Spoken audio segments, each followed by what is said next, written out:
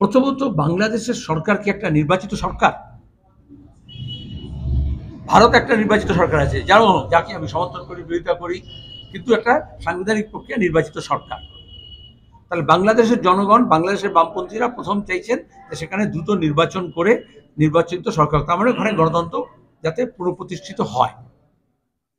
দুই, গণতন্ত্র যদি না থাকে ধর্মনিরপেক্ষতা থাকে না, আবার ধর্মনিরপেক্ষতা না থাকলে গণতন্ত্র থাকে না। বাংলাদেশ তার উদাহরণ।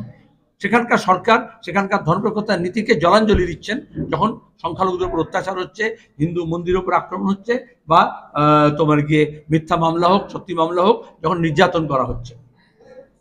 তাহলে তাকে আগে নিজের দেশটাকে সামলাতে হবে।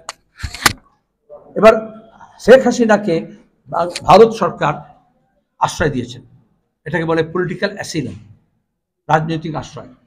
এটা আমাদের দেশের সভ্যতা, শুধু সরকার নয়, এটা মোদী সরকার নয়, এটা আমাদের দেশের সভ্যতা, ভারতীয় সভ্যতার এটা হচ্ছে অংশ, যেখানে পৃথিবীর যে কোনো জায়গায় যখনই কেউ আশ্রয় প্রার্থী হয়েছেন আমরা আশ্রয় দিয়েছি। এখন বিজেপি আরএসএস লম্বা লম্বা কথা বলে এসব করা উচিত নয়, কিন্তু এটাই হচ্ছে আমাদের সংস্কৃতি। দুই, এবং রাজনৈতিক সংস্কৃতি আমাদের সংবিধান তাই বলে। নাজিবুল্লাহকে মুসলমান মৌলবাদীরা, মুজাহিদিনরা ফাঁসি দিয়েছে ইউএন এর আশ্রয় থেকে বার করে কাবুলে। যেহেতু সে কমিউনিস্ট ছিল, তখন আজকে যারা সংখ্যালঘুর উপর নির্যাতন হচ্ছে বলে আর ওখানে কেন হচ্ছে বলে তারা একটা কথা বলেনি, হাততালি বাজিয়েছিল।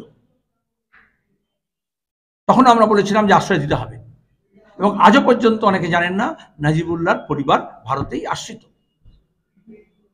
কোনো প্রশ্ন নেই। তাহলে এটা বিদেশ নীতির ব্যাপার এবং আমাদের দেশের সরকারের সিদ্ধান্তের ব্যাপার। সরকার কি করছে?